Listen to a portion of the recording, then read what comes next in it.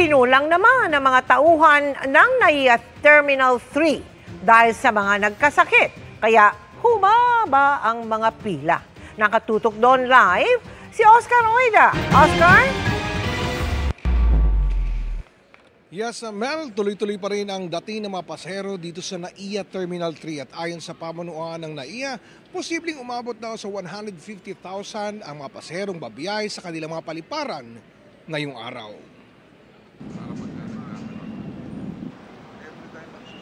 Bagamat may mga oras na tila maluwag sa mga paliparan ngayong araw, gaya dito sa NAIA Terminal 3, di naiwasan ang mga pagkakataong nakakaranas din ng matinding pila. Partikular sa immigration, gaya kanina sa pagitan ng 4 to 6 a.m.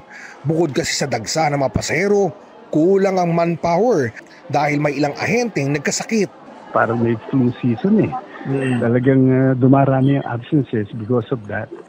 Pero hirit ni GM Alvarez, posibleng huling undas nang mararanasan ang kaparehong problema. Bumili ng immigration e-gates. Yung e-gates yan ang mga nakikita natin sa other countries eh. Na talagang may biometrics yan.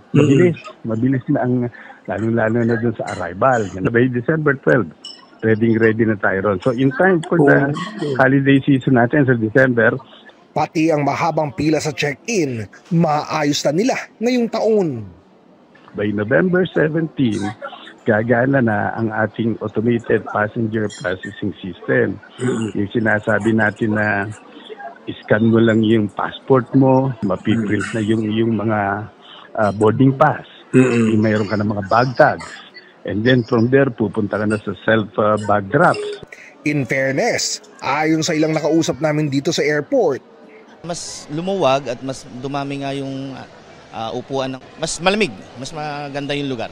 Mas accessible yung accessible yung parking. May ilan namang nagkusa ng gumawa ng paraan para maiayos ang kanilang biyahe, tulad ng pamilya Shrestha na magbabakasyon sa Nepal. Nag-prepare po kami ng mga needs ng anak namin, and then most of our valuable things nakip na din namin sa isang bagahe. Attention namin sa anak lang talaga namin.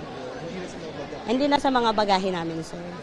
Sa tala ng Manila International Airport Authority, inaasahang aabot sa 1.3 milyon ng mga pasahero ang babiyahe mula October 28 hanggang November 5. Patuloy na paalala nila sa publiko, dumating ng maaga sa paliparan at tsaking handa ang lahat ng kinakailangang dokumento para hassle-free ang biyahe.